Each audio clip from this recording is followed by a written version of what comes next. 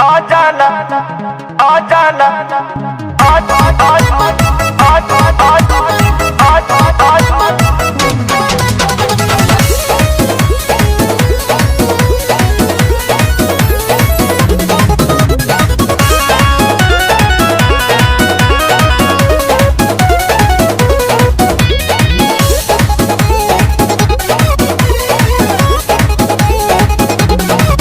बीतल गर्मी बरसात जवानी भइल बट भात। बीतल गर्मी बरसात जवानी भइल बट भात। आके खाना तो सब बसियाता। आजा नया जाना आजा राजा रजाई से जड़ नहीं जाता। आजा नया जाना आजा राजा रजाई से जड़ नहीं जाता।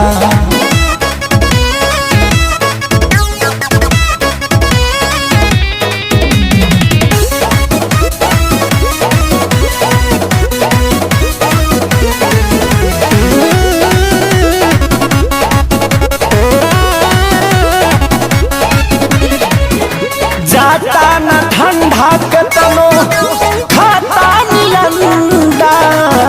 हर गईनी के सब जोगार खोजत दहिया हमार तोहरे सहारा। तू बड़ बहरा भाता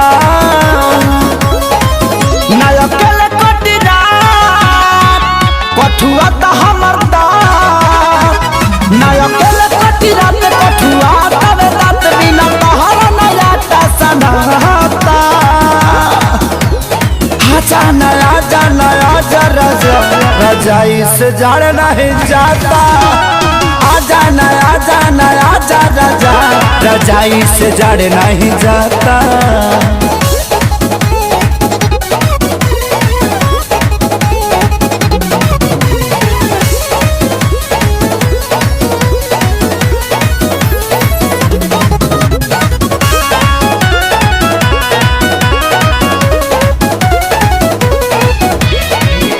सैया खेसारी हमरा साड़ी के पालू सरकतवे हालो हालो।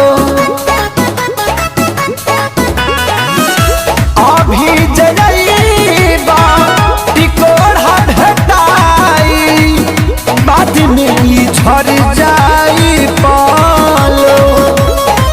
देउरू सोनू आशीष बड़ी बड़ा तवे खीस नील कमल आशीष बड़ा तवे खीस। याद राज के न रहन सुहाता। आजा नया जाना आजा राजा रजाई से जड़ नहीं जाता। आजा नया जाना आजा राजा रजाई से जड़ नहीं जाता।